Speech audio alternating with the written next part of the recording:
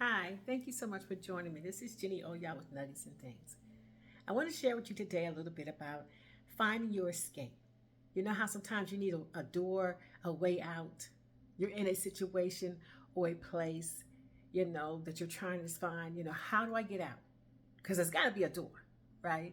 You ever watch those mazes when they put the mouse in this little maze and try to see how long it takes that mouse to find its way to exit? There's a way out. Sometimes you're hitting, these doors, these walls, but eventually you'll find your way around this entanglement. You're going around and around till at last you say, I'm out, right? With that, I want to share a story of a woman who was looking for her way out. Her way out, right? And in this story, this young woman was in a situation. She was married and she had a husband that well, he wasn't a well, I guess this husband of hers. He found himself in a situation that he was a wanderer. A wanderer. Some people call them, cheaters. They just wander around.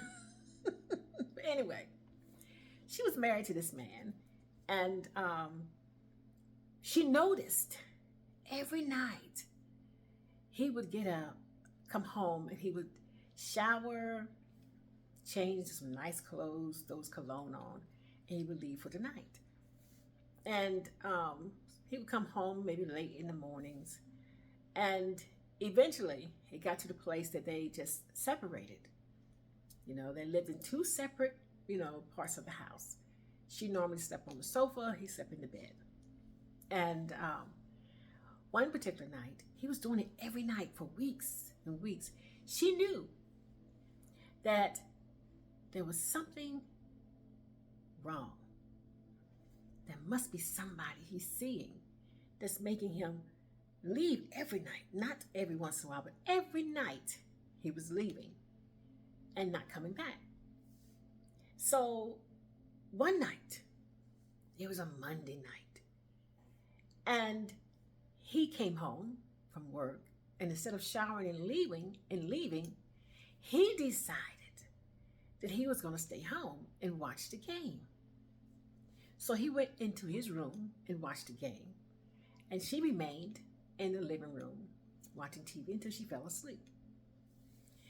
And while she was sleeping, there came a knock on the door. Let's say about 2 o'clock in the morning.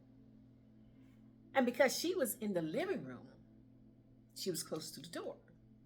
So she went to the door, and there was a young lady there who asked for her husband. And she said, give me a moment. And she went into the room and she woke her husband up. She said, hi, there's somebody at the door that wants to talk to you. He gets out of the bed and goes to the door. She climbs back on the sofa to go back to sleep. He comes back in the house and he puts his shoes on. He said, I need to put my shoes on so I can walk her down the road. And she lays on the sofa trying to sleep. And then something shook her. Something shook her and said, hey, somebody just came to the door and asked for your husband 2 o'clock in the morning. And he left the house with her. Okay.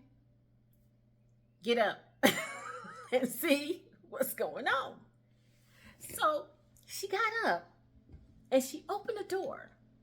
When she opened the door, she saw her 6'3" husband bending over at as a silhouette underneath the beautiful light post. It was so beautiful. It was almost romantic, except it was her husband bending over to kiss this woman. And she stared at them and said, am I dreaming? Is this real? And then she gets back on the sofa and he walks in the door And she says, hey, who was that? And he says, oh, that was a friend who come to the house 2 o'clock in the morning. Yes. I said, oh, So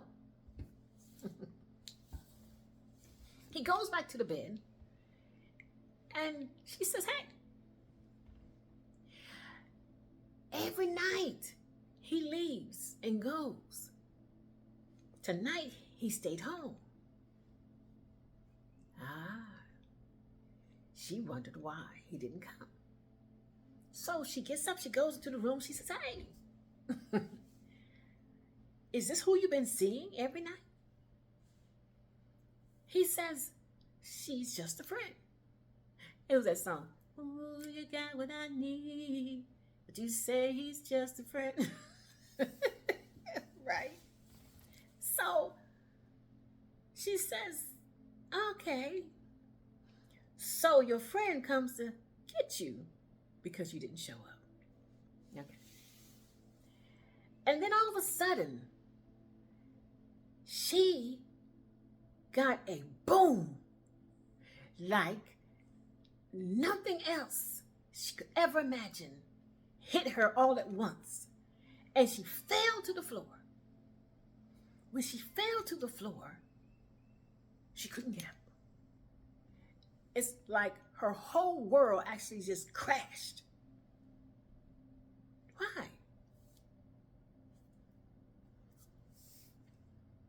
He says, are you okay? She says, move. She climbs into the bed and lays there. And this is the challenge. While she's in the bed, this voice says, stop fighting and I will take your life. Because she cried out, I just don't want to live. This hurts so bad. So it says, stop fighting and I will take your life. She said, okay. And she laid there. And she balanced her heart so it would slow down so she could just drift away. And then a calm voice says, fight and I will fight for you.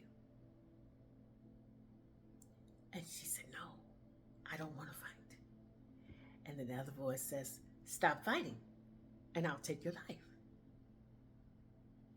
Okay. So she laid there and she gave up. And the small voice said, fight and I will fight for you. The wrestle was going on. Something inside of her just twitched. When it twitched, it was the fight. That says, I'm a fight. And when she said, I'll fight, she was lifted up. She fell to the floor because she could not stand up. There was no strength in her body. She fell to the floor. And she crawled to the door. She said, if I can just get to the door. If I can just get to the door. And he stood there and he says, don't leave. Let me talk to you. She said, no, let me go. He said, let me talk to you. She says, no, I got to get out of here. And all she thought about was, let me get to a phone so I can call my best friend, who was my spiritual sister, who could help me get through this. That's all she thought about. Because she didn't have a phone in the house. She had to get to another friend's house that was over a mile away so she could use her phone to call her best friend. So finally, she got the strength, got to the door, got inside the car, drove to her friend's house, and just banged on the door, banged. And then that friend says, who is it? And she could not holler back to her because there was no strength left. So she said, it's me. Who? It's me. I don't know, I can't hear you. So she banged again. Bang. Because she could not speak. It's me.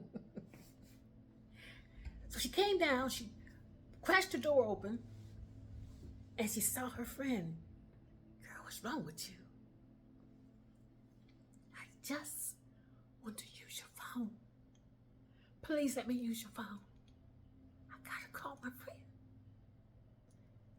She said, go ahead. She gets to the phone and she calls her friend. When her friend answers the phone, she already knows there's a problem because you're calling me 2:30 in the morning. And she said, what did he do?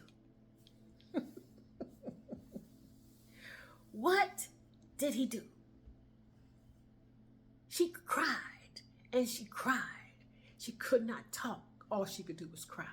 She cried into her friend's ear because she knew her friend could hear everything she was saying in her tears. She just cried and cried. And her friend said, let me pray. I don't know what he did, but we're going to pray. And finally, she calmed down enough through the prayers to say, he hurt me. She said, what did he do? He brought a woman to my house. She said, I'll be there. And she hung the phone up. And she held on to her other friend. But she couldn't cry to that friend because she could not hold her bucket of tears. She just held on to her and said, thank you, and made it back home. A couple days later, here comes her friend. Here comes her friend. She gets there. She says, how you doing? I'm okay. I'm okay. Now, she's broken, but she held tight because she knew her friend was on the way. Isn't that amazing? To have somebody you can call on and know they will be on the way. You know. Oh, boy. Woo! Where's her escape? Because now she's praying. Get me out of this house, this relationship, out of this hell, out of this pain. I need a way of escape. He has hurt me. But while she was waiting, before her friend came, the next day, she went to find the woman who knocked on her door. Because now her mind is clear. Now she understands what just happened. Now, why did this woman come to her house and ask for her husband? That's bold. That takes a lot of nerve. You know, that usually, you know, that's something that consists of, one of them whippings. You come to somebody's house. So she went looking for the woman, and she found her. And she says, hey, my name is, you came to my house. Tell me why you came to my house looking for my husband. And she says, your husband? I said, yes, my husband. She says, he didn't say that he was married. He said he was living with his sister. She said, the sister? What's his last name? And she said, his last name is Das. She said, give me a second. She opened up her wallet. She said, what does this say? She said, Das. I says, okay. That's my husband. He's not my brother. We are married. But what I'm going to tell you is this. You can have the man, but don't ever come to my house.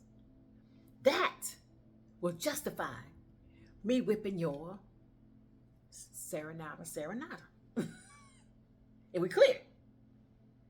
Well, I didn't know. Well, now you know. Don't ever come to my house again. You can have him. He'll come to you, but don't come to my house. I will be out of the house soon, but don't come to the house again.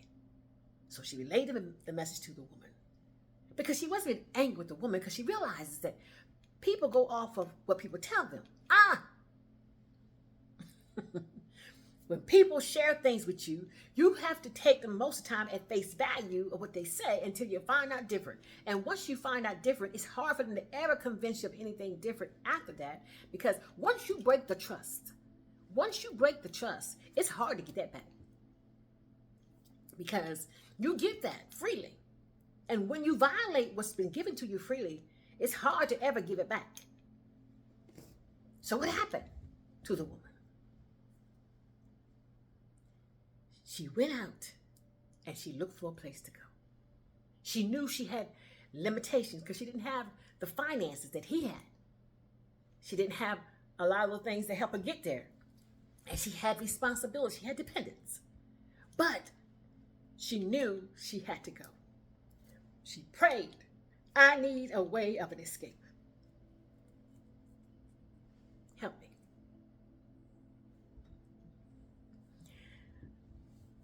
She went out and knocked on the door. The woman said to her, it was at an apartment. She says, there's a waiting list about 2 years. She looked at the woman. She says, look, this is my situation.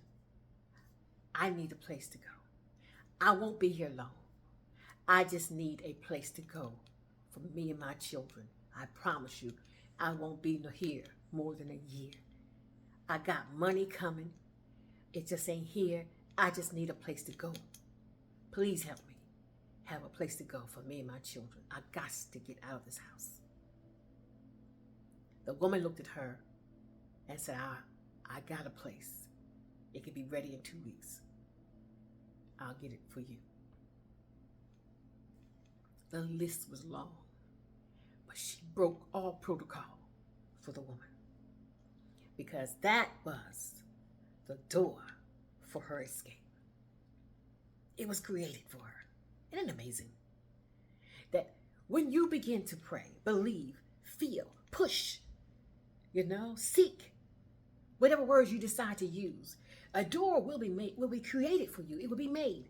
You will find a way out. All you got to do is have in your mind you want out. You want out. You got to first want to get out of that situation, whatever it is. If you're in a relationship, a workship,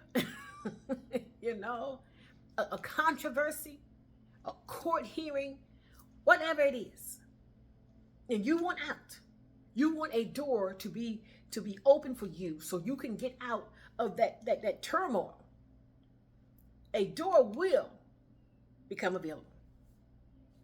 Ask, and I'm telling you, it will be given. Whether you're talking about, ask, and you shall, seek and you shall, knock and you shall, or you want to talk about the laws of attraction. Speak those things into your existence. Begin to say what you want to see, and you call those things into your life. However you want to use it. Because I ain't messing with your belief system. I'm just telling you that if you believe that where you are is not where you want to be, what you're going through is not what you want to go through anymore. You're tired of where you are, and you have asked for a door to open. You are serious about getting out. All you got to do is begin to move. Move, honey. You can't sit still and think it's going to just go abracadabra. Now, you got to do something. You got to move. There's a scripture that says, faith without works is dead. Right? You can't sit there and say you want to see something happen and think it's just going to happen for you. Something's going to start shaking and quaking just for you when you have the ability to do something yourself. Do something. Move something. Shake something. Call something. You do what you can do. And then you leave it to the powers that be to do the rest. But you got to do something. She didn't sit there and wait. She began to knock on doors. She began to seek for a place to go, because that's what she was looking for. No, you want a job? Seek. You'll find it. Don't tell me it's not available. A job can be created just for you. Don't tell me not. It can't be, because it has happened for me several times, several times. Not because I was educated, not because I was qualified, but because I asked and I was in the position to receive. That's it. Be in the right place. And I'm telling you, those doors will open before you. You got to first believe it in order to achieve it. Whatever it is. Don't allow anybody to tell you that you can't get out of a bad situation, out of a bad place. Whatever it is. Whatever it is. Her story is her story. You got your own. And you got one that can say you've been in a bad place, but you got out. Oh, good gracious, yes. Right? You got out. And honey, I know for a fact, almost for certain, that anybody that goes through anything, you can find a way out. It will happen. But you cannot sit there and keep moaning and complaining about something and not try to find a way out, because it will happen. Good gracious, yes. I know what I'm talking about. Many times. Whoa, many times. Doors have opened. Many times. Oh, I just wish I could just do a televise on my life of doors opening, coming from nowhere. Nowhere. But because I needed that door to open, I stood there and I waited, and that door opened. I could not have seen it happen until I first believed it and began to move on it. And I listen to say when. Now. Don't go yet. Go now. Okay, don't call now. Okay, now. And you got to listen for instructions, because timing is also everything. You got to move in timing. Make sure it is in the right time. Because, it's like planting a seed. You can't plant a seed in the dead of February and think it's going to produce what you want. You got to wait until the ground is ready. Ooh, and the ground is welcoming the seed. Good gracious. Ooh, good. Now, I got a whole lot from that. When the ground is ready, it will welcome the seed. And then when the seed is embedded, it will produce what you sent it to do. In our lives, whatever it is, you got to know that whatever it is you want, whatever it is you need, it is already waiting for you. It's already supplied. It's already sitting there. All they're waiting on is for you to start moving and start, doing what you have to do to get there, to get it. You said you need to have a place to stay. It'll happen. You need a transportation. It'll happen. You need a job. It's going to happen. It's already created for you. All you're waiting on is to get in there.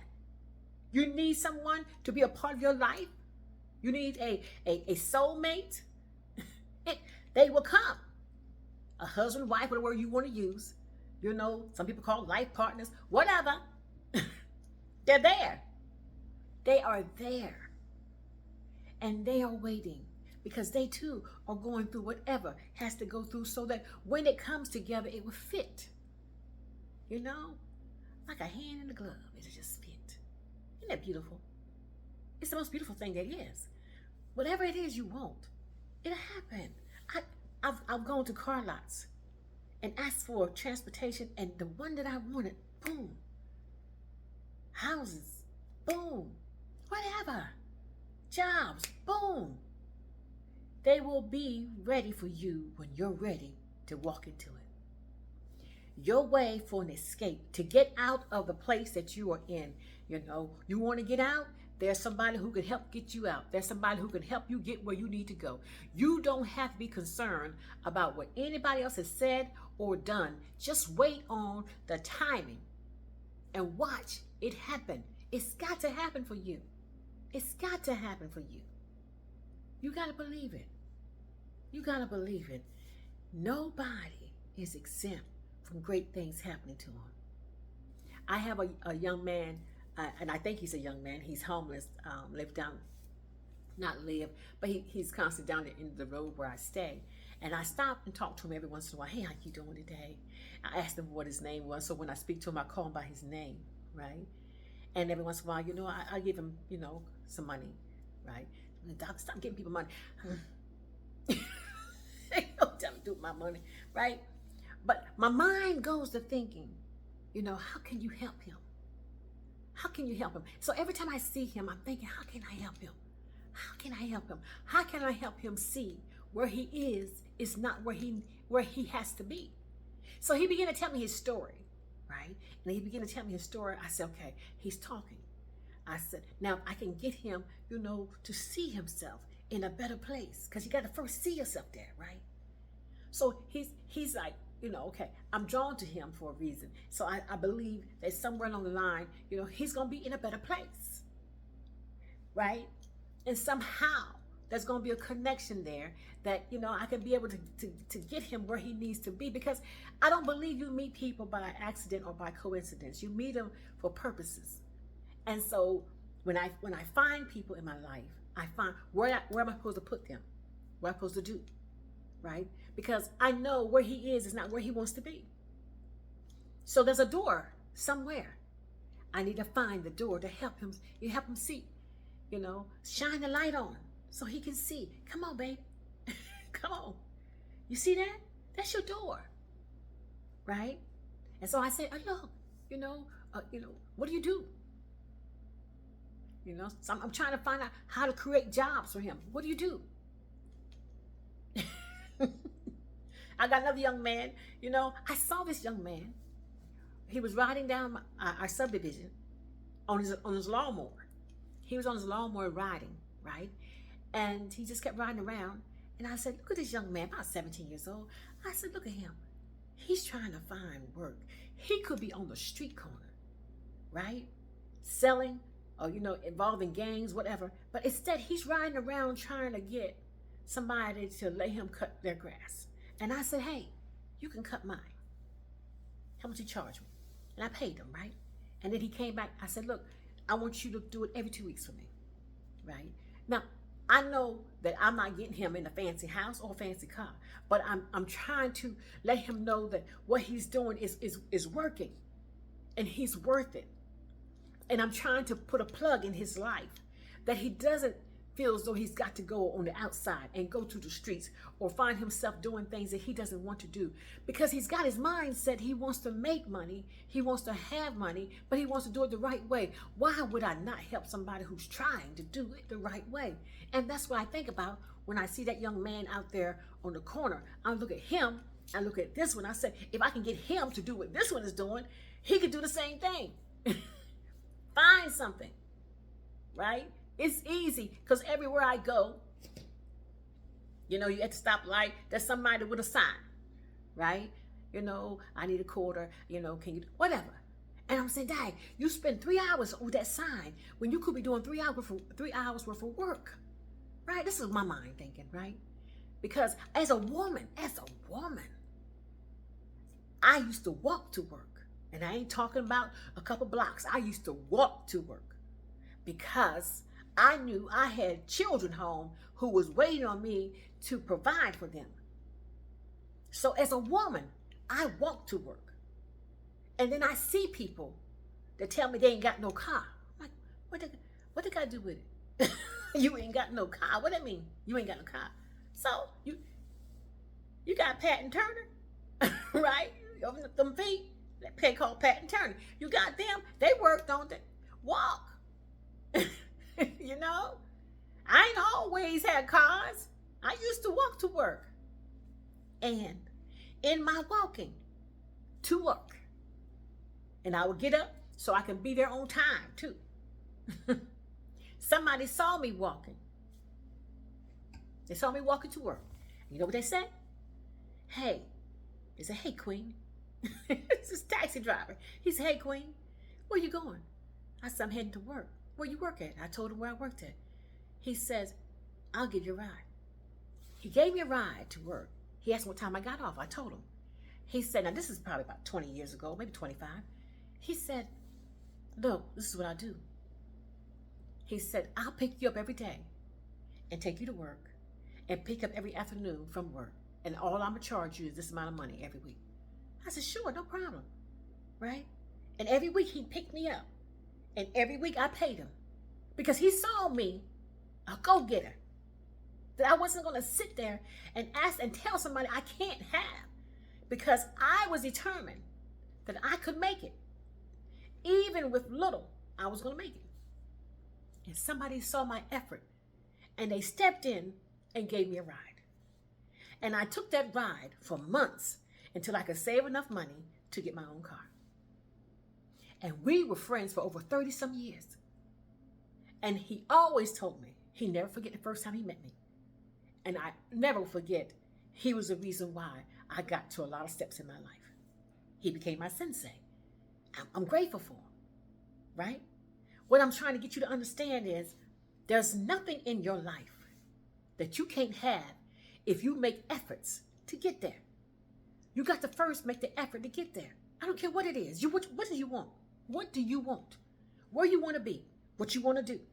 What you're tired of? That is something you put on the plate. You put at the plate, at the altar, however you want to say it. You put it out there. This I want to change. This I no longer want to deal with, whatever it is. And whatever it is, you say that, and then you wait on it to change. And it will change. It has to. It's the laws. It really is. What goes around must come around. That is a law. It must. You got to believe that, though. You cannot sit back and think you're doomed. You got to know it's going to get better. You know? As you probably already guessed, that woman who I told the story about was me. That was me. About 40 years ago. I'm 35. A long time ago. I didn't think I could make it. But look at me. Look where I'm at. What if I stopped fighting that night? Because I had a choice to stop, but I didn't. Something deeper said, fight, and I will fight for you. And I fought. And here I am. My best friend, oh my God, my love. Oh, I love her so much. She passed probably about 10 years ago. And I miss her every day because she was my go-to. She was my go-to. So when I get my little storms now, I used to call her. I can't call her now. I miss her because she was my go-to. But I've learned now to, to channel differently. I channel differently. That's all. But I still know that I can do this. See, sometimes you got to have somebody piggyback you. Get on their back and they piggyback you until you're able to stand up there and walk on your own. She gave me piggybacks. But now, I'm able to do it on my own. I'm able to survive now. I can make things happen now. And I'm grateful. And I'm here. I came. I survived. So I can tell you, you can too. You want to do it for an escape? There's one created for you. I'm telling you, there's one created for you. Believe that. Thank you so much for your time. I truly thank you for that. This is Jenny Oya with Nuggets and Things. You have an awesome day, moment, second, hour, whatever it is. Oh, look at the sun, the sunflowers. That's my theme for the summer. Everything's about sunflowers because something is coming. The sunflower welcomes the sun and it bows, right? I love it. Blessings to you. Thank you so much for your time. This is Jenny Oya with Nuggets and Things. You be awesome. You be great. Let your light forever shine. Don't let nobody stop you, hinder you, or tell you you can't do. Because you can. I love you. Blessings to you. Thank you.